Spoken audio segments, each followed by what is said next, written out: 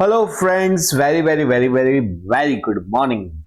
Okay, मैं हूं CSIP मिथुन जायसवाल। हम कर रहे हैं गाला का एक धमाकेदार रिवीजन।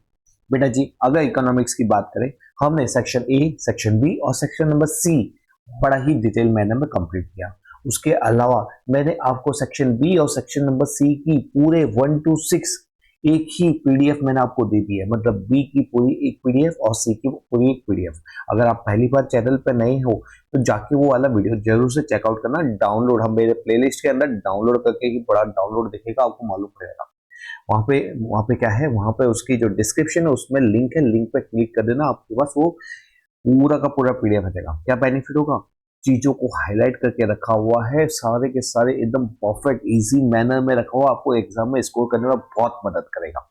ओके, जो बच्चों ने डाउनलोड किया हुआ है प्लीज कमेंट में बताइए कि आपको वो वीडियो, आपको वो जो डाउनलोड करने के बाद आपने उसमें से पढ़ना चालू किया कि नहीं किया, और अगर किया है तो आपको वो नोट्स पढ़ने पे नाउ कैसा फील हो रहा है वो भी बताना। ठीक है, देखो मैं आपको बोलूंगा कि अगर आपने डाउनलोड नहीं किया तो जरूर से करना। देखो, कोई चार्जेस तो मैं आपसे ले नहीं रहा हूँ, I am just giving you कि भाई आप मेरे को जो प्यार दे रहे हो, जो मेरे वीडियो को के ऊपर सर आप बहुत अच्छा पढ़ा रहे हो, ये वो इतनी तारीफ कर रहे हो, तो मैं बोला चलो इसके लिए, इसके सामने मैं आपको रिटर्न गिफ्ट क्या दूं। तो मैंने आपको अपना पीडीएफ ही शेयर कर दिया कि आप ज्यादा से ज्यादा और अच्छी मेहनत कर सको। अब मैं आपको बताऊं, अगर आपके कंसेप्ट क्लियर हो तो डायरेक्ट पढ़ना। लेकिन अगर थोड़ा भी लगता है नहीं नहीं सर डाउट है, मतलब क्या हो रहा है कि मेरे को याद रहेगा नहीं रहेगा, तो मैं आपको एक ही सलाह दूंगा, वो पीडीएफ को प्रिंट आउट निकालो, अपने सामने रखो, मेरा वीडियो का ईयरफोन में डालो कान में, उसको सुनो और यहां से कान से पढ़ते जाओ। होगा क्या, आपको बहुत जल्दी याद हो जाएगा, मालूम ही नहीं पड़ेगा। मतलब आपकी जो याद करने की शक्ति है ना, डबल हो जाएगी। इसीलिए क्या करो बेटा, मेरी पीडीएफ को सामने रख के ईयरफोन से सुनते जाओ, सुनते जाओ, सुनते जाओ। वो तेरे को बहुत बेनिफिट। ये जो थियरी वाले जो सब्जेक्ट है, जो बच्चों को लगता है ये बोरिंग है कि नहीं होता, कर लूंगा, अरे नहीं होगा, यही बेस्ट टाइम है तेरे लिए अभी इसको अच्छे से करने का। एग्जाम नजदीक आ रही है, अब तो हार्डली 1.5 महीने भी नहीं बचे हुए। ठीक है, दिसंबर खत्म है, अब फरवरी का तो गिनो ही मत, तो 1 महीना गिने। अभी नहीं तो कभी करेगा भाई। तो अभी जा तू उसको जेरोक्स करवा और मेरे वीडियो के साथ उसको सुनते जा। ठीक है, चलो। तो बेटा जी, मेरे को आप कमेंट में जरूर से बताया करो। आप भले लिखते हो कि सर सी का भी दे दो, डी का भी ये दे दो, ई का भी दे दो, वो थोड़ा टाइम लगता है, मैं टाइम से टाइम आपको देता जाऊंगा। मेरी कोशिश है कि मैं आपको जल्दी से जल्दी दूं। लेकिन साथ साथ आप ये भी तो बताओ कि आपको नोट्स कैसे लग रही है, ताकि मुझे भी तो मालूम पड़ा कि हाँ आपको आपकी लाइफ में वो चेंज ला रहा है कि नहीं ला रहा। ओके, चलो तो आ जाते हैं हमारे इकोनॉमिक्स का कौन सा सेक्शन, सेक्शन नंबर डी।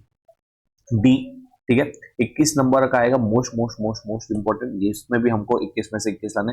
हम ऑलरेडी 54 नंबर का डिटेल रिवीजन कर चुके हैं। अभी हम तैयारी कर रहे हैं 21 मार्क्स की, क्योंकि हम तैयारी किसकी कर रहे हैं, 90 प्लस की। तो बेटा जी, अभी हम देखेंगे 21, और ये 21 की जब तीनों चार सॉरी 6 के 6 पेपर कंप्लीट हो जाएंगे तो हमारा 75 मार्क्स का क्या हो जाएगा, बीएसटी तैयार हो जाएगा, सॉरी इकोनॉमिक्स तैयार हो जाएगा। तो चलो शुरू करते हैं हमारा आज का ये लेक्चर, जो रहने वाला है section number D, paper number 3। Okay, तो आते हैं हमारी स्क्रीन के ऊपर। ओके जी, ओके, इकोनॉमिक्स गाला paper number 3, paper 3 section D. Okay, पहला क्वेश्चन बड़ा ही मजा आने वाला है। ओके, मैं आपको ये रटवा दूंगा, मतलब कंसेप्ट क्लियर भी करूंगा और कंसेप्ट के साथ साथ आपको रट भी जाएगा। देखना आपको ये जब वीडियो के एंड में फील होगा। What is mean by bar diagram. बेटा जी, पहले बार डायग्राम देखते हैं, उसकी इंपॉर्टेंट एस्पेक्ट क्या है। बेटा, बार डायग्राम का मतलब क्या होता है, ये हमारा बार होता है, अलग अलग हम बार बनाते हैं। हाँ जी, हम ये simple bar diagram, cluster bar diagram and divided bar diagram, 3 प्रकार के टाइप होते हैं। तो यहाँ पे हम क्या करते हैं, हम अपनी जो वैल्यूज होती है, वैल्यू ऑफ वेरिएबल, जैसे वैल्यू ऑफ वेरिएबल का मतलब क्या है, जैसे literacy rate among particular year, या तो हमारा जैसे मेल और female in a particular year, तो यहाँ लिटरेसी रेट, और या तो फिर आप एजुकेशन ले लो, पॉपुलेशन ले लो among different year, male female among different year, likes dislike of male and female, ऐसा कुछ भी ले सकते हो। मतलब एक क्या होगा, एक मेरा बेस होगा, दूसरा मेरा वेरिएबल होगा। उस वेरिएबल को हम क्या करते हैं, डिस्ट्रीब्यूट कर देते हैं value of the variable in various component. Okay, ये इसके एग्जाम्पल है। हर एक वैल्यू ऑफ वेरिएबल के लिए अलग अलग अलग अलग बार बनाया जाता है। ये बार कैसा होता है, हॉरिजॉन्टल एंड वर्टिकल। सर ये क्या होता है बेटा जी, जब हम बार को इस शेप के अंदर बना रहे हैं तो हमारा बार कैसा बन रहा है, वर्टिकल। लेकिन जब बार को हम किस शेप में बनाते हैं, इस फॉर्म में बनाते हैं। अच्छा ऐसे फॉर्म में भी चलता है, हाँ जी, बनाने वाले बनाते हैं, तो इसको हम क्या बोलेंगे, हॉरिजॉन्टल बार डायग्राम बोलेंगे। ठीक है, तो ये जो बार बनाया जाता है हर एक सेक्शन, हर एक टाइम पीरियड, हर एक टाइम पीरियड के हिसाब से बनाता है, उसके हाइट और लेंथ के हिसाब से हम उसको वैल्यू बताते हैं, भाई ये बार की इतनी वैल्यू है। ओके, तो ये हुआ meaning of a bar diagram. इसमें कौन सी चीजें इंपॉर्टेंट है, कौन सी चीजें मोस्ट इंपॉर्टेंट, कौन सी चीजों को हम जब बार बनाएंगे, जब हम बार बनाएंगे तो इसमें कौन सी चीजों का ध्यान रखेंगे। तो पहला, बार की जो साइज है, साइज क्या होनी चाहिए, इक्वल विड्थ होनी चाहिए। मतलब ये जो बार है इसके अंदर की जो विड्थ है वो क्या होनी चाहिए, इक्वल होनी चाहिए। The length of respective bar should be proportional to the value of the variable. मतलब हर एक जो बार की जो लेंथ है ना, लेंथ वो क्या होनी चाहिए, जितनी, अगर इसकी वैल्यू 10 है तो इसकी लेंथ 10, अगर दूसरे वाली बार की 15 है तो इसकी लेंथ कितनी होनी चाहिए, 15। ऐसा नहीं होना चाहिए 10 वैल्यू यहाँ पे आ रही है उसकी बार आप कुछ ऐसा बना रहे हो, अरे नहीं नहीं, ये बिल्कुल ही गलत है। उसकी जो लेंथ है proportional to the value of the variable होनी चाहिए। उन distance between each of the bar क्या होना चाहिए, इक्वल होना चाहिए। Distance between each of the bar क्या होना चाहिए, इक्वल। जो बार का स्टार्टिंग पॉइंट होगा ना वो हमारा एक्स एक्सिस, ये हमारा जो एक्स एक्सिस है उसके ऊपर चालू होना। ऐसा नहीं कि आप यहां से चालू करो या तो आप यहां से यूं चालू करो, ऐसा होगा कि हवा में झूलता हुआ, जमीन में घुसा हुआ, ऐसा बार नहीं होगा। ठीक है, तो और दूसरा लास्ट है ये वाला, ये जो बार है ये हमारा एक्स एक्सिस है, तो बार का जो चालू का यहां से होना चाहिए। ठीक है, ऐसा नहीं होना चाहिए कि आप कुछ इस तरह का बनाओ और ऐसे यहां से चालू करके यूं बनाओ, मतलब आधा इधर, आधे इधर जाओ, आधे उधर जाओ, बाकी मेरे पीछे आओ, ऐसा नहीं होना चाहिए। या लेफ्ट टू राइट होना चाहिए, या मतलब या तो इस साइड से, मतलब पूरा एकदम यहाँ से भी नहीं होना चाहिए, और दूसरा आप यहाँ से भी स्टार्टिंग की, ये 1, ये 2 और ये 3, ऐसे फिर यहाँ पे जगह ही नहीं बचे, इसलिए हमारा जो बार शुरू होगा लेफ्ट टू राइट होगा और वाई एक्सिस के वहां से चालू होगा। ठीक है जी, ओके। तो यहाँ पे आस्पेक्ट टू बी कंसीडर हमने पढ़ा, कैसा लगा, मजा लगा ना। फटाफट फटाफट बोलेंगे वापस एक बार, aspect to be consider while drawing a diagram. यहाँ पे क्या होना चाहिए, बार की विड्थ सेम, उसकी जो लेंथ है किसके प्रोपोर्शन में, उसकी वैल्यू के इक्वल होना चाहिए। उसके बाद distance between all the bar क्या होना चाहिए, सेम होना चाहिए। हर एक बार के बीच में जो गैप है वो क्या है, सेम होना चाहिए। जो गैप है वो क्या होना चाहिए, सेम होना चाहिए। एंड हमारा जो बार चालू होगा वो एक्स एक्सिस से होगा और वो लेफ्ट टू राइट, कहां से चालू होगा, left to right. Okay, next, per capita income as a indicator of economic development in short. बेटा जी पर कैपिटा इनकम होता क्या है, पर कैपिटा इनकम का मतलब होता है जब हम नेशनल इनकम, जब हमारे पूरे नेशन की जब हमारे पूरे नेशनल की इनकम जो होती है ना, उस इनकम को डिवाइड कर देते हैं पॉपुलेशन से। किससे डिवाइड करेंगे, पॉपुलेशन से। तो ये हमारी टोटल इनकम और यहाँ पे हमारी पॉपुलेशन डिवाइड करेंगे तो हमको मिल जाएगा कि भाई एक ऑन एन एवरेज एक व्यक्ति कितना अर्न करता है, ऑन एन एवरेज एक व्यक्ति कितना अर्न कर रहा है। ठीक है, तो ये क्या बताता है, एवरेज इनकम पर हेड। यहाँ पे हम, ये मैंने आपको बता दिया, national income divided by population. यहाँ पे बेटा जी क्या होता है, if the per capita income of a country increase होती है, अरे बेटा अगर पर इनकम है ना हर साल बढ़ती जा रही है। इस साल suppose 25,000, next year 27,000, next year 29,000, next year 31,000, हर साल पर कैपिटा इनकम क्या हो रही है, इंक्रीज होती जाए। इसका मतलब क्या हो रहा है, देश प्रगति कर रहा है, मतलब क्या हो रहा है, there is a economic development हो रहा है। बेटा जी पर कैपिटा इनकम है ना पॉपुलेशन को भी ध्यान में रखती है और नेशनल इनकम को भी ध्यान में रखती है, क्योंकि नेशनल इनकम सिर्फ नेशनल इनकम को ही कंसिडर करता है, इसलिए जो पर कैपिटा इनकम है ना वो नेशनल इनकम से ज्यादा बेहतर है। ठीक है, तो यहाँ पे per capita income is superior to that of national income. बेटा if the per capita income is high, मतलब हम ग्रोथ रेट क्या बोलेंगे, हाई। अगर मेरा पर capita income rises at a faster rate, मेरा डेवलपमेंट कैसा हो रहा है, फास्ट हो रहा है। अगर वो पर कैपिटा इनकम बढ़ रही है लेकिन स्लो रेट से, तो मेरा डेवलपमेंट स्लो। अगर पर कैपिटा इनकम क्या है, कांस्टेंट, तो यहाँ पे कांस्टेंट है, तो ये यहाँ पे मेरा डेवलपमेंट भी क्या है, स्टैग्नेंट। स्टैग्नेंट मतलब रुका हुआ, थमा हुआ। ठीक है, ना कोई हिल रहा है ना डुल रहा है। और अगर मेरी इनकम ना करे, ना हमारे देश की इनकम अगर फॉल होती है तो वो उसको बोलेंगे डेवलपमेंट नेगेटिव। और हमारे भारत, हमारा इंडिया ऐसा कभी नहीं होगा जहां पे पर कैपिटा रिड्यूस हो, क्योंकि हम ग्रो करेंगे। ओके, तो देखो पर कैपिटा इनकम होती है कैसे, फटाफट एक बार वापस बोल जाओ, फास्टर रेट से हो रही है इकोनॉमिक डेवलपमेंट फास्ट। अगर पर कैपिटा इनकम स्लो हो रही है तो स्लो रेट से ग्रोथ करिए तो डेवलपमेंट स्लो। अगर पर कैपिटा इनकम चेंज ही नहीं हो रही तो उसको बोलेंगे स्टैग्नेंट डेवलपमेंट। और पर कैपिटा इनकम फॉल्स हो रही है तो हम उसको बोलेंगे नेगेटिव डेवलपमेंट। ओके जी, ओके। नेक्स्ट क्वेश्चन पे आते हैं, question number 49। Human development index. बेटा जी, ह्यूमन डेवलपमेंट इंडेक्स होता क्या है? एचडीआई का मतलब होता है जहां पे क्या, जहां पे it consider both economic factor as well as social factor. क्या फैक्टर कंसीडर करता है? Economic factor as well as social factor. मतलब यहाँ पे सोशल को तो ध्यान में, समाज को तो ध्यान में रखा है, इनकम फैक्टर को भी कंसीडर किया हुआ है, समझे? ओके। जैसे यहाँ पे एसडीआई बोलता भाई, एसडीआई हम करना क्या चाहते हैं? हम देखना चाहते हैं कि इकोनॉमिक डेवलपमेंट हो रहा है कि नहीं हो रहा है। अगर इकोनॉमिक डेवलपमेंट हो रहा है कि नहीं हो रहा है, तो उसके लिए क्या होना चाहिए? हमको ह्यूमन का वेलफेयर को ध्यान में रखना पड़ेगा। ह्यूमन के वेलफेयर को ध्यान में रखना पड़ेगा। इसलिए क्या होता है, ये जो एसडीआई होती है ना, ये एसडीआई किसको कवर करता है? इकोनॉमिक फैक्टर को भी एंड सोशल फैक्टर को भी कंसिडर करता है। दोनों के दोनों फैक्टर को कंसिडर करता है। एसडीआई क्या है? ये एक प्रोग्रेसिव, ये प्रोग्रेस बताता है कोई कंट्री की। तो एसडीआई क्या है? प्रोग्रेसिव इन अप्रोच है। एसडीआई क्या है? ये फंक्शनल है। फंक्शनल मतलब यहाँ पे एसडीआई के अंदर राइजेस, इफ द हमारी जो रैंकिंग है वो राइजेस हो रही है, मतलब हमारा क्या बढ़ रहा है? हमारी हेल्थ बढ़ रही है, हमारा एजुकेशन बढ़ रहा है, हमारी कंट्री ग्रो कर रही है, ठीक है। इसलिए क्या है, ये फंक्शनल, ये एक्चुअल में बताता है कि देश में इकोनॉमिक डेवलपमेंट हो रहा है कि नहीं। क्यों? क्योंकि इकोनॉमिक फैक्टर सोशल फैक्टर को भी कंसिडर कर रहा है। अगर एसडीआई अगर प्रोग्रेस बढ़ रहा है, मतलब ये क्या है? इकोनॉमिक प्रोग्रेस कर रही है, मतलब इकोनॉमिक ग्रो कर रही है, एजुकेशन सेक्टर ग्रो कर रहा है, हेल्थ सेक्टर ग्रो कर रहा है। ओके। तो यहाँ पे developing country get an idea. यहाँ पे जो डेवलपिंग कंट्री है होती है ना, उनको मालूम पड़ जाता है कि अगर उसका एसडीआई कम है, अगर उसका एसडीआई कम है, तो उसको मालूम पड़ जाता है कि उसको किस एरिया के अंदर डेवलपमेंट करना है।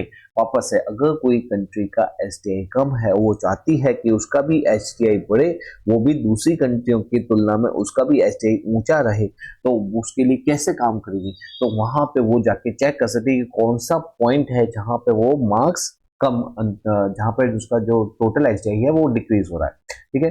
जैसे आपके तीन सब्जेक्ट है, एक में आ रहे हैं आपके सपोज 90, दूसरे में आ रहे हैं 70, और चौथे में आ रहे हैं, तीसरे में आ रहे हैं 40। इसके कारण क्या है, आपको इसमें बहुत ज्यादा मेहनत करनी पड़ेगी, इसमें थोड़ी और मेहनत करनी पड़ेगी, ठीक है। इसमें थोड़ी बहुत मेहनत करनी पड़ेगी, इसमें आपको बहुत ज्यादा मेहनत करनी पड़ेगी। मतलब क्या हुआ, अगर आपको अपना ओवरऑल परसेंटेज बढ़ाना है, तो आपको मालूम पड़ेगा कि 40 वाले सब्जेक्ट में मेहनत करनी पड़ेगी। तो यही ऐसा है कि ऐसा सेम एचडीआई में भी होता है, ठीक है। एचडीआई की लिमिटेशंस क्या है? बेटा जी, एचडीआई सिर्फ तीन चीजों को कंसिडर करता है। ऐसा क्यों? बाकी चीज का क्या, वो कौन देखेगा? यहाँ पे आप जो वेटेज देते हो ना, वो आउट ऑफ 100 देते हैं, सभी को इक्वल। अरे सब इक्वल नहीं होते, कुछ बहुत ज्यादा इंपॉर्टेंट मायने रखते हैं, कुछ लेस मायने रखते हैं। जो ज्यादा इंपॉर्टेंट मायने रखते हैं उसको ज्यादा में से रैंक दो ना, और जो लेस मायने रखते हैं उसको लेस में से रैंक दो, ठीक है। यहाँ पे जो एसडीआई है ना, वो बताता है हमारा 0 पॉइंट्स, इसका आंसर जो आता है 0 से 1 आता है। ये एब्सोल्यूट एक्सप्रेशन नहीं है, ये एब्सोल्यूट एक्सप्रेशन नहीं है, ठीक है। तो ये क्या हो गया, इसकी लिमिटेशन। वापस से क्या क्या हमने लिमिटेशन बड़ी यहाँ पे सिर्फ और सिर्फ तीन चीज को कंसिडर किया। इस सबको किस पे वेटेज दिया? तीन चीजों में वेटेज दिया। लेकिन दूसरा चीज भी इंपॉर्टेंट है, उसको कंसिडर नहीं किया, और ये एब्सोल्यूट टर्म्स में नहीं बता। It show the relative progress as compare to the one country और विद द अदर। मतलब हमने यहाँ पे 0 से 1 के अंदर बताया, एब्सोल्यूट तो नहीं हुआ। दूसरा, हमने इसको फिर कंपेयर करते हैं दूसरी कंट्री के साथ। अरे हमारी कंट्री का क्या, ये खाली कंपैरिजन पर्पस के लिए नहीं बनाना है, ठीक है। इससे हमको जानना इकोनॉमिक डेवलपमेंट हुआ है कि नहीं हो रहा, तो वो चीज तो यहाँ पे आती नहीं है, ठीक है। ओके जी, ओके। Next question number 50। 50 क्या बताता? Nature of the poverty. बेटा जी, पुअर्टी होता क्या है? ओके, तो नेचर ऑफ द पुअर्टी में सबसे पहले देखो, इसमें दो प्रकार की पुअर्टी होती है, एब्सोल्यूट पुअर्टी, रिलेटिव पुअर्टी। कौन सी? Absolute poverty, relative poverty. Absolute poverty का मतलब क्या होता है? बेटा जी, हम है ना एब्सोल्यूट पुअर्टी के अंदर एक है ना लाइन ड्रॉ करते हैं। क्या ड्रॉ करते हैं? लाइन, जिसको बोलते हैं हम पुअर्टी लाइन। ये पुअर्टी लाइन क्या होता है? ये पुअर्टी लाइन बताता है कि भाई मेरे को बेसिक नेसेसिटीज परचेज करने के लिए कितना खर्चा लगेगा, मेरे को कितनी इनकम अर्न करनी पड़ेगी ताकि मैं अपनी बेसिक नेसेसिटीज को परचेज कर सकूं। तो ये बेसिक नेसेसिटीज के लिए इतना मेरे को रुपया लगेगा, पैसा लगेगा। अब जितने लोग ये इतना अर्न नहीं कर पा रहे, मतलब वो इसके बिलो फॉल कर रहे हैं, उन सभी लोगों को हम बोलेंगे पुअर। उन सभी लोगों को बोलेंगे पुअर। आया ना समझ में? क्लिक। बेटा आप कमेंट में बताते रहो कैसा लग रहा है आपको, आपका कॉन्फिडेंस बिल्ट अप हो रहा है कि नहीं हो रहा।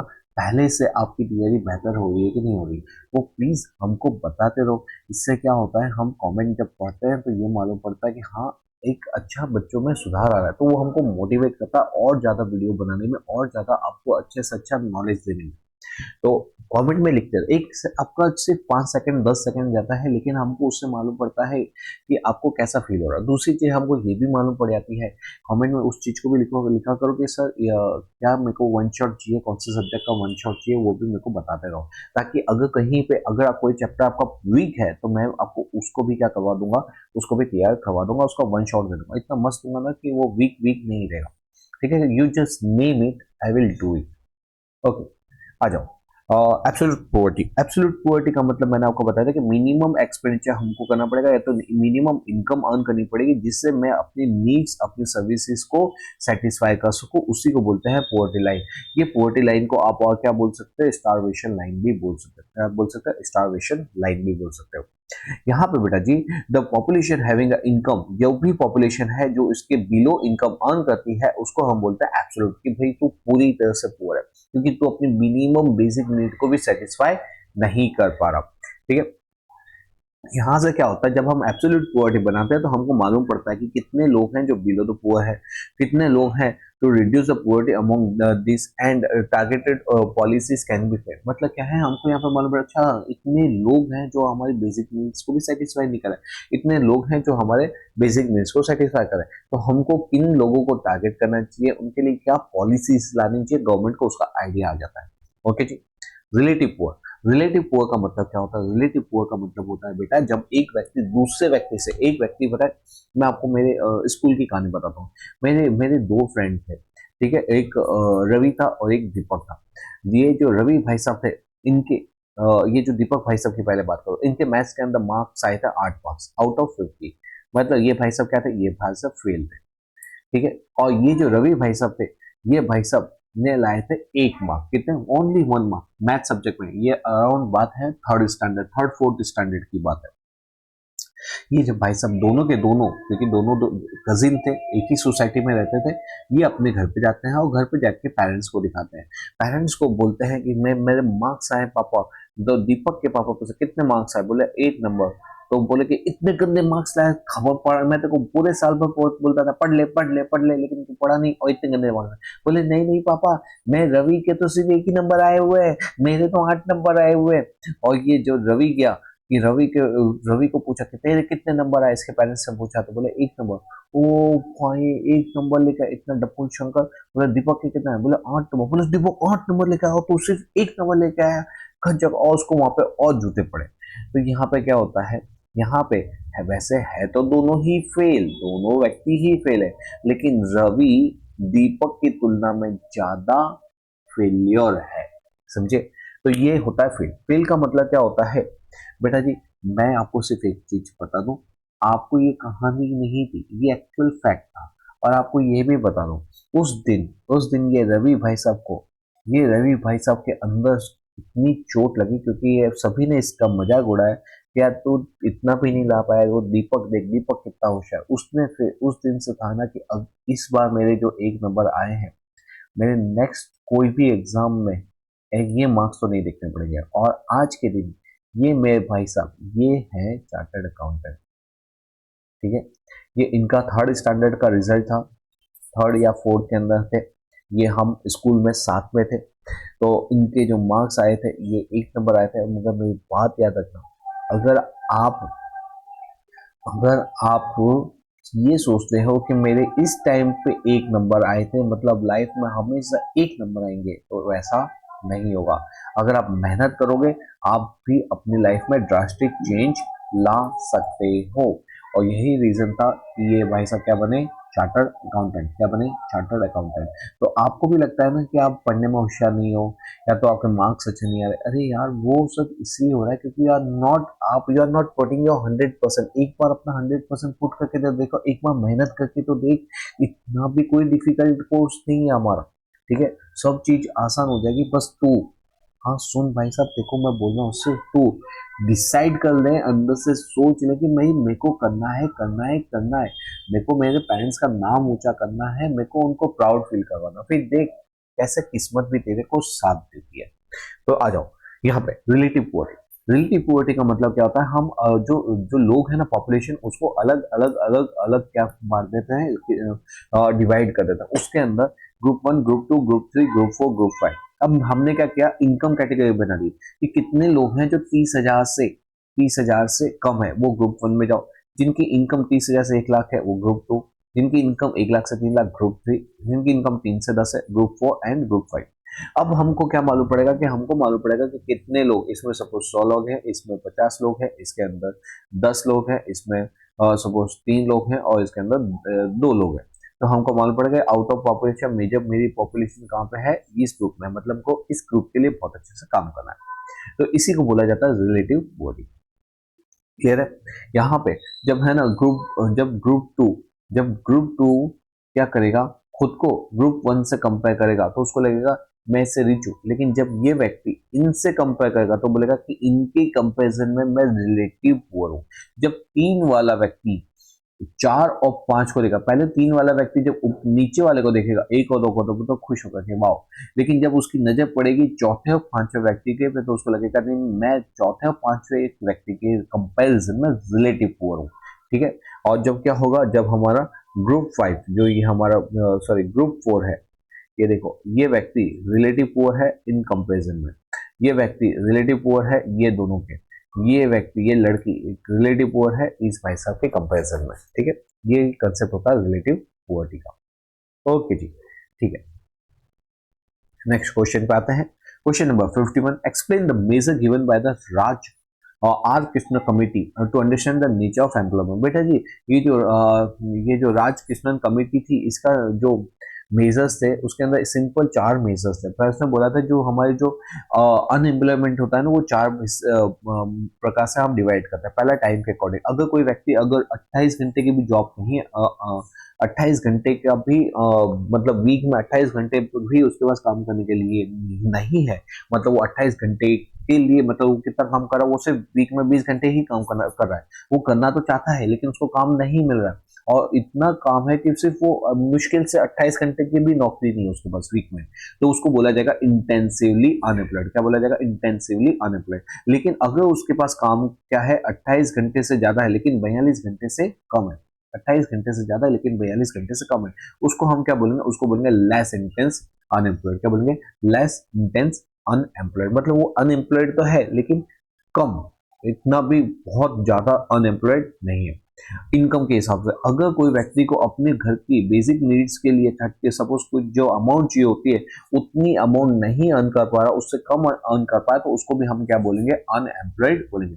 अ person gets income which can not solve the problem of his poverty. मतलब वो अपनी जो इनकम है उससे अपनी प्रॉब्लम, इनकम से अपने घर की प्रॉब्लम को नहीं सॉल्व कर पा रहा। जैसे उसको घर चलाने के लिए चाहिए 30,000, उसके पास सिर्फ 15,000 ही अर्न कर पाए, मतलब ये बोला जाएगा इनकम की नजर से वो अनएम्प्लॉयड है। विलिंगनेस, अगर कोई व्यक्ति है, अगर वो बहुत अच्छी जॉब करना चाहता है लेकिन उसको उस लेवल की जॉब नहीं मिल रही है, एक इंजीनियर है उसको एक गैराज लेवल पे काम करना पड़ रहा है, तो वो उसके क्वालिफिकेशन के हिसाब से क्या है, वो उसकी क्वालिफिकेशन के हिसाब से क्या है?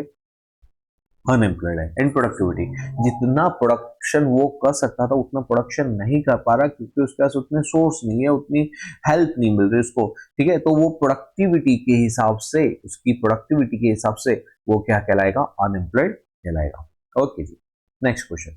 बेटा जी, the population grow term as dark night enemy. बेटा जी, ये पॉपुलेशन को डार्क नाइट इनेमी क्यों बोला जाता है?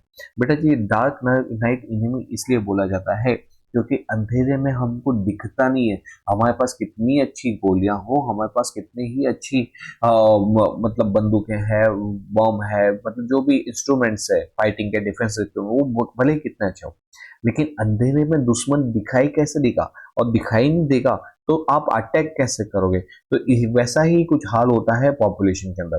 अगर आप कितनी ही इकोनॉमी को डेवलपमेंट करने के लिए कितनी ही अच्छी स्ट्रेटेजी बना लो, कितनी ही अच्छी स्ट्रेटेजी बना लो, लेकिन पॉपुलेशन अगर बहुत ज्यादा बढ़ती जाएगी तो क्या होगी? आपकी सारी स्ट्रेटेजीज फेल हो जाएगी। क्या होगी? आपकी सारी स्ट्रेटेजीज फेल हो जाएगी। बस वही बोला, आप कितनी ही अच्छी स्ट्रेटेजी बना लो, लेकिन but it would be indeed difficult to success in the darkness of night. मतलब कि आप जैसे एक यहाँ पे आप ये आप किसी से लड़ने चले जाओ और वहां पे आपके पास कितनी ही अच्छी स्ट्रेटेजी, लेकिन आपके पास आजू बाजू घनघोर अंधेरा है, तो आपकी स्ट्रेटेजी सारी क्या हो जाएगी, फेल हो जाएगी। वैसे ही अगर हमारा पॉपुलेशन है, अगर उसकी क्या है, huge size of and huge growth है, तो यहाँ पे हर एक जो पॉलिसी है, हर एक स्ट्रेटेजी हमारी क्या हो जाती है, हर एक स्ट्रेटेजी हमारी इनइफेक्टिव हो जाती है अगर पॉपुलेशन बहुत ज्यादा ग्रोथ कर जाता है। तो अब fast increase in the population क्या करता है, इकोनॉमी को नीचे धकेल देता है, उसको स्लो डाउन कर देता है, and make it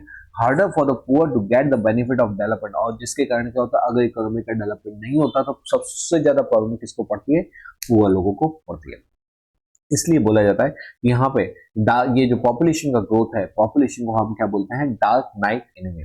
enemy can not be seen in the darkness, adverse effect, मतलब जैसे इनिमी हमको दिखता नहीं, वैसे ही पॉपुलेशन का ग्रोथ रेट भी हमारे सोशल एंड इकोनॉमिक ग्रोथ के ऊपर क्या इम्पैक्ट पड़ता है, एडवर्स इफेक्ट देता है। कैसे इम्पैक्ट देता है, नेगेटिव इम्पैक्ट देता है। क्या, पॉपुलेशन का ग्रोथ रेट, पॉपुलेशन बहुत ज्यादा से बढ़ती है। सर ये ऐसा क्यों होता है, अरे बच्चा सिंपल सी बात है, अगर तेरा इकोनॉमी का ग्रोथ रेट हो रहा है 10%, मतलब ये इकोनॉमी बढ़ रही है 10% है, लेकिन अगर ये पॉपुलेशन बढ़ गई, तो इंडिया की पॉपुलेशन बढ़ गई 25% से, जबकि यहाँ पे डेवलपमेंट सिर्फ 10% से बढ़ा, तो यहाँ पे जो 15% जो लोग हैं उनका क्या होगा। मतलब इसीलिए बोला जाता है कि है ना, हमारी जो पॉपुलेशन बहुत ज्यादा तेजी से नहीं बढ़ेगी, इकोनॉमिक डेवलपमेंट को मैच नहीं कर पाएगा। मतलब सिर्फ आप इकोनॉमिक डेवलपमेंट को देखोगे, वाह 10% से ग्रो कर रही है तुम्हारी कंट्री को, अरे 10% छोड़, जो मेरी पॉपुलेशन है वो ज्यादा तेजी से ग्रो कर रही है, जिसके कारण क्या होगा, जिसके कारण लोगों की डिमांड बढ़ेगी, लेकिन सामने सप्लाई नहीं बढ़ेगा, सप्लाई नहीं बढ़ेगा, चीजें महंगी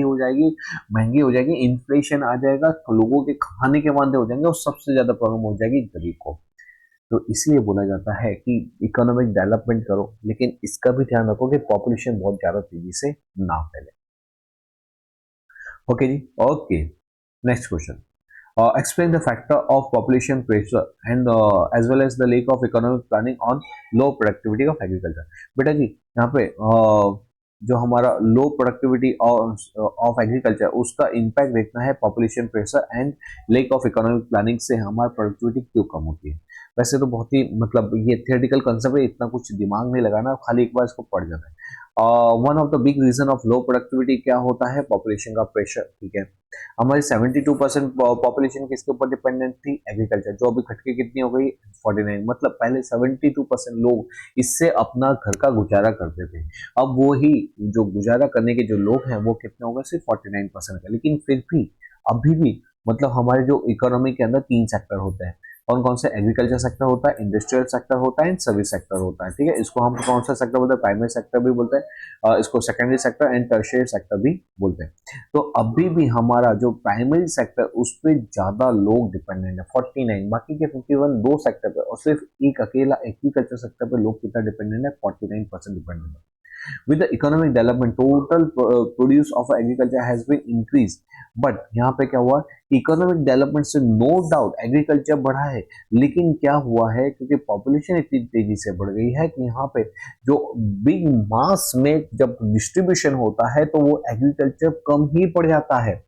समझे, मेरा एग्रीकल्चर बढ़ रहा है, ग्रीन रिवोल्यूशन के कारण क्या हुआ, ग्रीन रिवोल्यूशन के कारण मेरा एग्रीकल्चर का प्रोडक्शन बढ़ा, लेकिन जब बढ़ा और खाने वाले जब मतलब कि चीजों की डिमांड करने वाले पहले कितने लोग थे, 100 लोग थे। ठीक है, अब क्या हुआ, मेरा जो एग्रीकल्चर था कितना था, सपोज 50 केजी का प्रोडक्शन हो रहा था, 50, और ये 50 का केजी का प्रोडक्शन बढ़ के कितना हो गया, 80 केजी। मैं खुश हो गया, चलो अब सभी लोगों को अच्छा मिलेगा, लेकिन यहाँ पे जो 100 लोग थे और ये बढ़ गए कितने हो गए, सपोज 250 हो गए, तो वापस से वही स्थिति, यहाँ पे बढ़ा, मेरा एग्रीकल्चर का प्रोडक्शन बढ़ा, लेकिन क्योंकि पॉपुलेशन इतनी तेजी से बढ़ गई कि अभी भी एग्रीकल्चर के ऊपर क्या आता है, प्रेशर आता है कि आप और बढ़ाओ और बढ़ाओ। अरे कैसे बढ़ाएंगे, जमीन के भी प्रोड्यूस करने की क्षमता होती है। ओके, इसलिए हमारे जो लैंड है उस पर क्या आता है, पॉपुलेशन का प्रेशर आता है। ठीक है, दस द लो प्रोडक्टिविटी एग्रीकल्चर क्या होता है, population pressure is one of the responsible factor है। ओके जी, ओके, नेक्स्ट क्वेश्चन क्या बोला, state the short changes in the occur in the direction of India foreign trade. बेटा जी फॉरेन ट्रेड मैं बता दूं किसको फॉरेन ट्रेड वाला चैप्टर बहुत हार्ड लगता है? कमेंट में जरूर से बताना कि कौन कौन से व्यक्ति है, क्योंकि बहुत सारे स्टूडेंट ऐसे होते हैं जो फॉरेन ट्रेड को पूरा देखते ही नहीं है, नाम से ही घबराते, थक थक आते, बोले करना ही नहीं है इसके, ना तो एमसीक्यू करना, ना छोटे क्वेश्चन, ना बड़े क्वेश्चन, कुछ नहीं करना। अरे बेटा, अगर आपको इसका वन शॉट चाहिए ना, मेरे को बता देना। फॉरेन एक्सचेंज, फॉरेन ये जो ट्रेड है उसका अगर आपको वन शॉट चाहिए तो ठीक है। तो यहाँ पे हमको direction of India's foreign trade over the year, मतलब कि हमारा फॉरेन ट्रेड किस डायरेक्शन में जा रहा है उसके बारे में लिखना है। कुछ नहीं है, ये एकदम आसान क्वेश्चन है। मैं बोलूंगा कि इस तरह का थियरी क्वेश्चन का जगह ये पढ़ना, और यही चीज आप बुक्स में से पढ़ना। अगर नींद नहीं आओ ना रात को, फॉरेन ट्रेड का चैप्टर उठाना, उसको पढ़ना, मस्त वाली नींद आएगी। लेकिन मैंने इस जो नोट्स है उसके अंदर क्या क्या फॉरेन ट्रेड को इतना इजी बना दे कि वो आपको इजीली अंडरस्टैंड हो जाएगा। तो सबसे पहले हम क्या देखते हैं, हम डायरेक्शन देखते हैं, इंडिया का डायरेक्शन किस और जा रहा है। तो डायरेक्शन ऑफ फॉरेन ट्रेड का मतलब कि हम कौन सी नेशन के साथ बिजनेस करते हैं। Direction of foreign trade means the trade relation, हमारे ट्रेड रिलेशन किसके साथ, of a nation with various country, nation के ट्रेड रिलेशन दूसरे कंट्री के साथ कैसे थे, वही चीज बताता है डायरेक्शन ऑफ फॉरेन ट्रेड।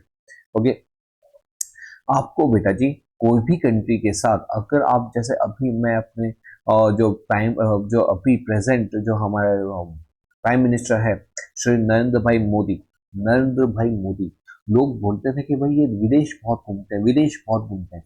बेटा जी, विदेश घूम घूम के इन्होंने 120 कंट्रीज के साथ, 120 कंट्री के साथ अपने रिलेशन बहुत अच्छे से डेवलप किए हैं। वो आप भी सोशल मीडियाज के ऊपर देखते होंगे, न्यूज चैनल पे देखते होंगे। जिससे क्या हुआ, इनके रिलेशन, हमारी जो कंट्रीज है 120 कंट्री, उनके साथ इतने अच्छे रिलेशन हुए कि उन सब ने इनवाइट किया इंडिया के गुड्स को उनकी कंट्री में बेचने के लिए। उससे क्या होगा, वहां पे हमारा माल बिना कोई रुकावट, बिना कोई कस्टम ड्यूटी, बिना कोई टैरिफ से आसानी से वहां पे जा सकेगा। उससे क्या होगा, उससे ये होगा बेटा जी कि यहाँ का जो प्रोड्यूसर है वहां पे सेल आउट करेगा, जिसके लिए सेल आउट करने के लिए उससे उसको मिलेगा प्रॉफिट अर्न करने के लिए, और प्रॉफिट अर्न करने के लिए लोगों को हायर करेगा और गुड्स मैन्युफैक्चर कराएगा। उससे क्या होगा, उससे हमारा सेल और बढ़ेगा, यहाँ का प्रॉफिट प्रोड्यूसर कमाएगा तो यहाँ का जो जो वर्कर है, जो एम्प्लॉय है, वो भी कमाएंगे। ओवरऑल इकोनॉमी का क्या होगा, डेवलपमेंट होगा। कंट्री को क्या मिलेगा, फॉरेन एक्सचेंज मिलेगा, नए रोड्स, नए ट्रांसपोर्ट्स, बहुत सारी फैसिलिटीज हमारे इंडिया के अंदर चालू हो जाएगी। तो ये फायदा होता है जब हम क्या करते हैं, फॉरेन ट्रेड करते हैं तो दूसरी कंट्री के साथ। ओके, तो बेटा जी आपको अगर फॉरेन ट्रेड करना हो तो यहाँ पे आपको क्या क्या चीज की जरूरत होती है, तो क्या क्या रिक्वायरमेंट होती है। तो देखो, पहला आपके पास फॉरेन ट्रेड, ऐसा नहीं कि आज आपने सोच दिया कि चलो हम तो फॉरेन ट्रेड करेंगे, चाइना का में माल बेचेंगे, नहीं। आपके पास क्या होनी चाहिए, कैपेबिलिटी होनी चाहिए वेरियस टाइप ऑफ गुड्स बनाने के लिए। क्या होनी चाहिए, कैपेबिलिटी होनी चाहिए। दूसरा क्या होना चाहिए, आपके पास good political and diplomatic relationship होनी चाहिए। अगर कोई हमारा दुश्मन है, हमारी कंट्री है, उसका दुश्मन है, क्या हम उसके दुश्मन की कंट्री में सप्लाई करेंगे, नहीं करेंगे। क्या वो हमारी कंट्री में सप्लाई करेगा, नहीं। तो आपको दूसरी कंट्री के सप्लाई करने के लिए आपके पास क्या होना चाहिए, पॉलिटिकल एंड डिप्लोमेटिक रिलेशनशिप होने चाहिए। आप रेडीनेस टू एक्सपोर्ट होने चाहिए। अरे भाई, तेरा घर का बंदा, तेरे घर के लोग मतलब कि तेरे जो कंट्री है उसकी पॉपुलेशन के लिए ही तू खाना नहीं दे पा रहा, ये उसकी पॉपुलेशन के लिए तू उनकी सप्लाई नहीं दे पा रहा, वही उन्हीं को चीज अवेलेबल नहीं हो रही, तू दूसरी कंट्री में जाके कैसे बेचेगा। कहने का मतलब क्या, आप रेडीनेस टू एक्सपोर्ट तो हो, रेडीनेस टू एक्सपोर्ट का मतलब आपके पास क्या होना चाहिए, एक्सपोर्ट सरप्लस होना चाहिए। क्या होना चाहिए, एक्सपोर्ट सरप्लस।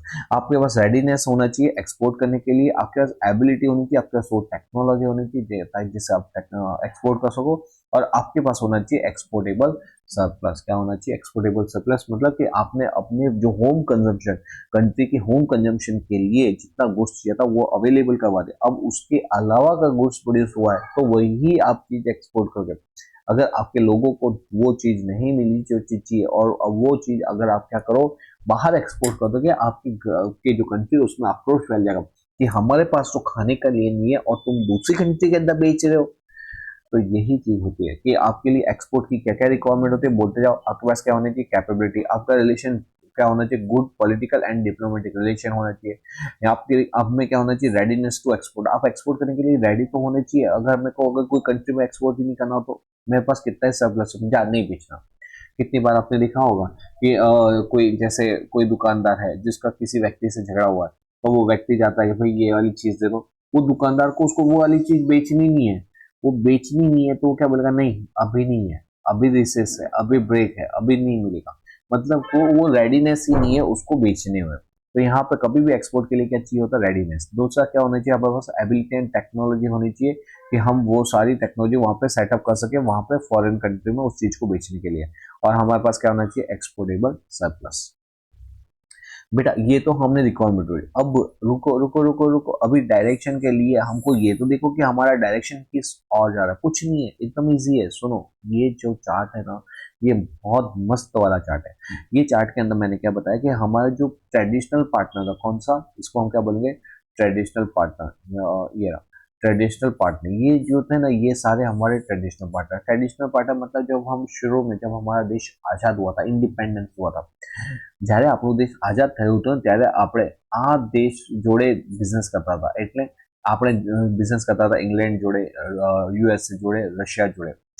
બટ શું થયું, ધીમે ધીમે ધીમે, અને after independence we use to do business with this countries and we use to import and export very much, very huge, मतलब बहुत ज़्यादा हम यहाँ पे આપણે શું કરતા હતા, અહીંયા બહુ વધારે પડતો માલ પરચેસ કરતા હતા ને સેલ કરતા હતા. બટ નાउ શું થયું, અત્યારે શું થયું, અત્યારે there is a drastic fall in the import and export in export. तो आपको यही बताना है कि initially we used to sell or purchase, मतलब we used to import or export from the country like England, USA, Russia. But with the passage of time, we have reduced that import and export. तो हमारे जो traditional partner है उसके साथ हमारे relation कैसे हुए, ग्रेजुअली डिक्लाइन થયા છે. એની જોડે જોડે જે પહેલા જે અત્યારની કન્ટ્રી છે જેને આપણે કહીએ છીએ trade with the developing countries like East Asia, Central Asia, Africa, organisation of petroleum exporting country, OPEC, OPEC organisation of exporting, ये जो अरब साइड की जितनी कंट्रीज हैं उनके साथ हमने हमारे रिलेशन गहरे बनाए। शुरू में जब हमारा देश आजाद हुआ था, when our country was when our country become independent, at that time we used to do less business with that country. But as the passage of time, we thought why not, they are the good person, they are the good businessmen, so हमको उनके साथ business करना चाहिए। तो हमने हमारे traditional partner को छोड़ा और नए पार्टनर को हमारा एक अच्छा पार्टनर बनाया। तो आफ्टर इंडिपेंडेंस, मतलब જ્યારે આપણો દેશ આઝાદ થયો, हमारा जो इम्पोर्ट और एक्सपोर्ट था वो क्या था, बहुत कम था। लेकिन नाउ अब क्या है, अब due to fast growth of organization हमने उनके साथ हाथ मिलाया और हमने उनके साथ कदम से कदम मिलाया, एंड तो हमने उनके साथ इम्पोर्ट और एक्सपोर्ट क्या कर दिया, बढ़ा दिया। And at the same time export भी बढ़ा, इम्पोर्ट भी बढ़ा। Our trade with the other developing countries started increasing. हम बोले कि हम डेवलपिंग है तो हम डेवलपिंग के हाथ पकड़ते, तो हमने डेवलपिंग कंट्रियों के साथ हाथ पकड़े। कौन कौन सी कंट्री, वापस एक बार बोल जाओ, East Asia, Central Asia, Africa, organization और ओपेक। ठीक है, ठीक है ना, बताओ बताओ कैसा लगा, कैसा लगा बेटा जी।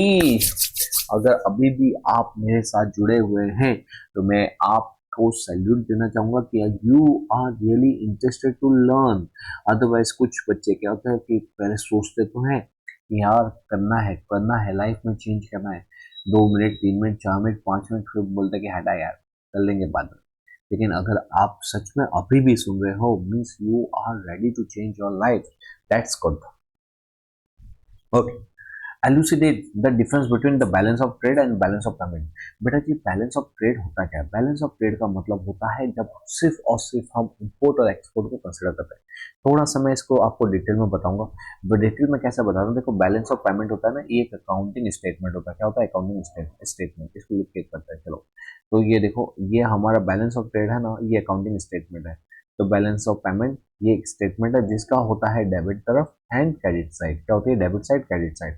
इसके अंदर डेबिट साइड के अंदर आता है current account transaction and capital account transaction. कौन सा आएगा? Capital account transaction and capital account, current account. ठीक है, और ये जो डेबिट साइड है, जैसे करंट अकाउंट है, तो करंट अकाउंट में भी वैसे आपके दो ही आते हैं। तो वही पता था, विजिबल गुड्स, मतलब गुड्स आते हैं, एंड इनविजिबल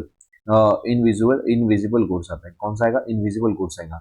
मतलब करंट अकाउंट में विजिबल गुड्स, इनविजिबल गुड्स, और यहाँ पे सारे जो transaction which are not current account, जो करंट अकाउंट नहीं है वो सब कहाँ पे आएंगे, कैपिटल अकाउंट के अंदर आएंगे, जो मेरी बैलेंस शीट को इम्पैक्ट करे।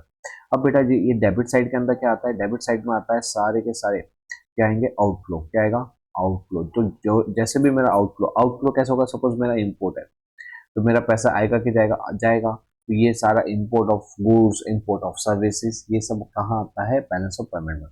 क्रेडिट तरफ क्या आता है, क्रेडिट तरफ आता है मेरा इनफ्लो, क्या आएगा, इनफ्लो। इनफ्लो कहाँ से आता है, जैसे मैंने एक्सपोर्ट किया, एक्सपोर्ट करूंगा तो पैसा आएगा कि जाएगा, ऑफकोर्स पैसा आएगा। तो ये मेरा इनफ्लो क्या हो गया, मेरा एक्सपोर्ट हो गया, ठीक है।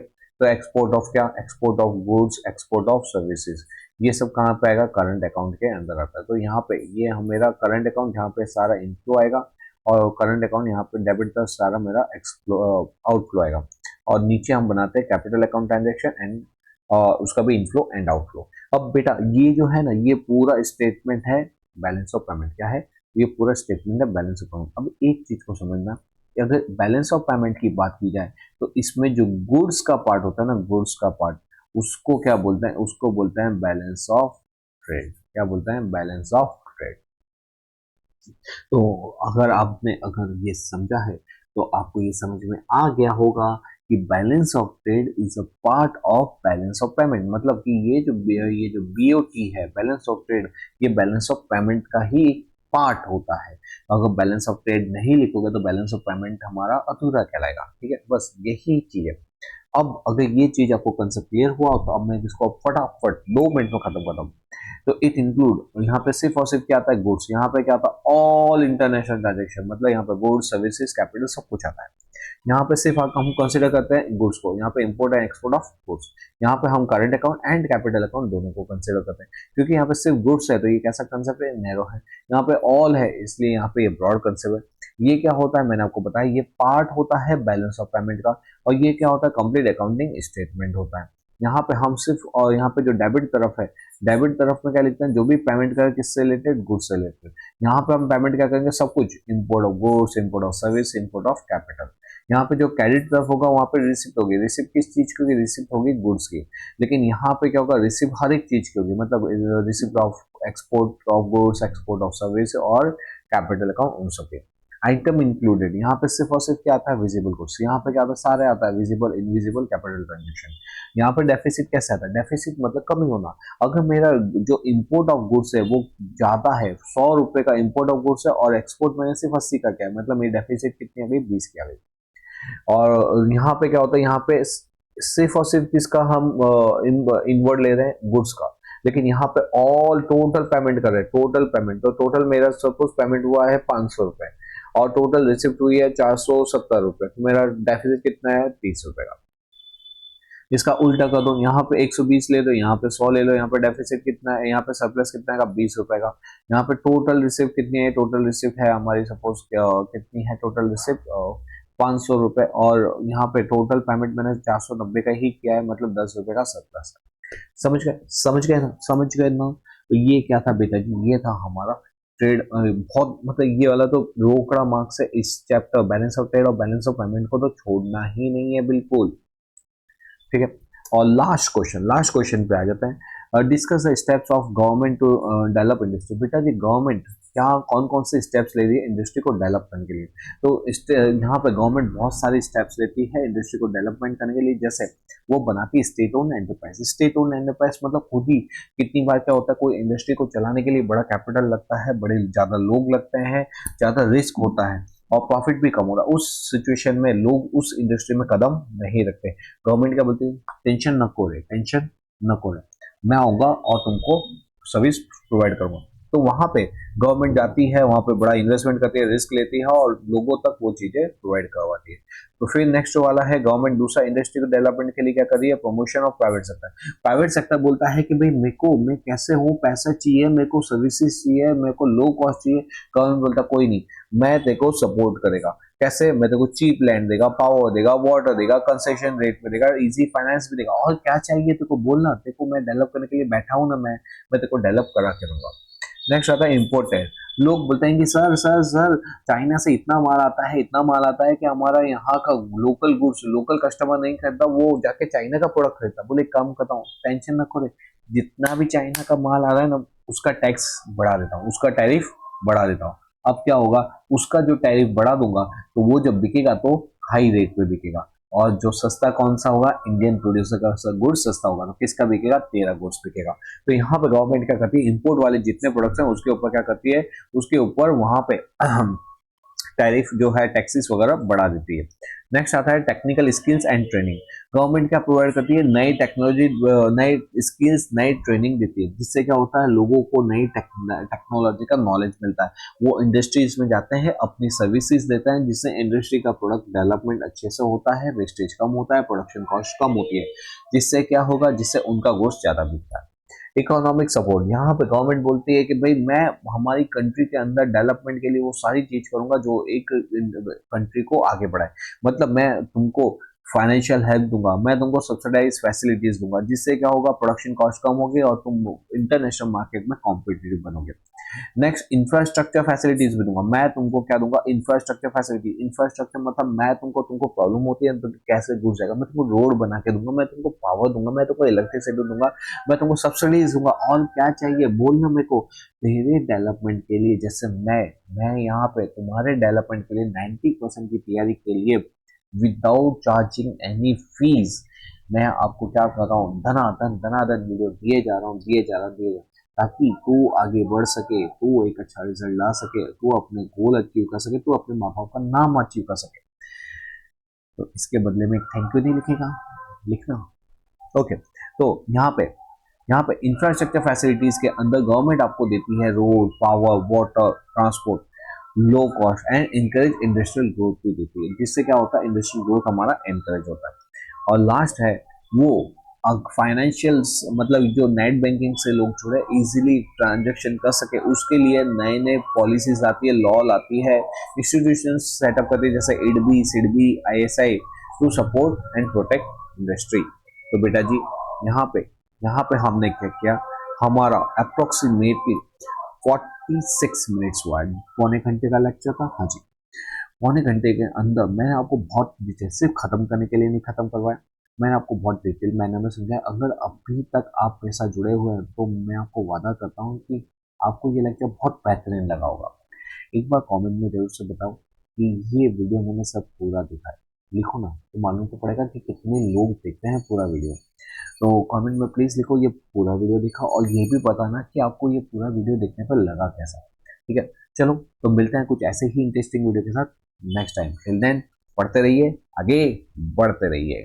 चलो बेटा, गुड बाय, सी यू।